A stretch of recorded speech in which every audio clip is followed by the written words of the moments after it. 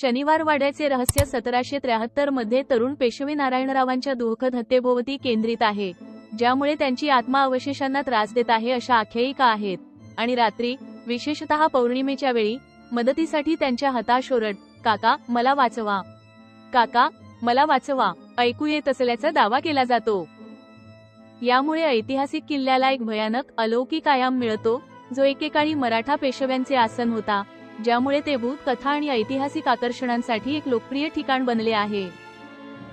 हा व्हिडिओ शनिवार वाड्याच्या भुताटकीची भयानक कहाणी सांगतो. मुख्य रहस्य: नारायणरावांचा खून. 1. कोण? नारायणराव पेशवे, त्यावेळी 5वे आणि सत्ताधारी पेशवे. 2. केव्हा? 1773. 3. कसे?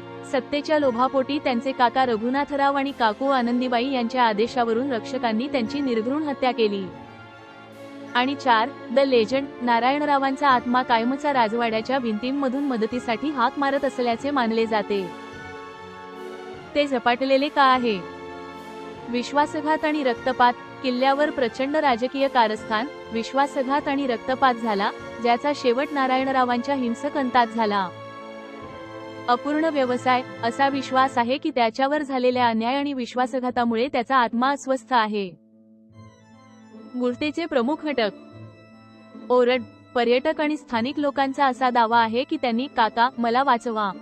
काका, मला वाचवा!" ही वेगळी, भयानक ओरड ऐकली, जी अवशेषांमधून प्रतिध्वनित होत होती. पौर्णिमेच्या रात्री दृश्ये आणि आवाज अधिक तीव्रतेने नोंदवले जातात. भूताच्या कथेच्या पलीकडे.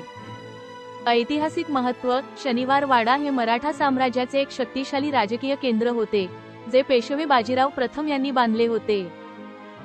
भौतिक अवशेष. 1828 मध्ये लागलेल्या एका गूढ आगीमुळे किल्ल्याचा बराचसा भाग उद्ध्वस्त झाला आणि त्याच्या भयानक वातावरणात भर पडली.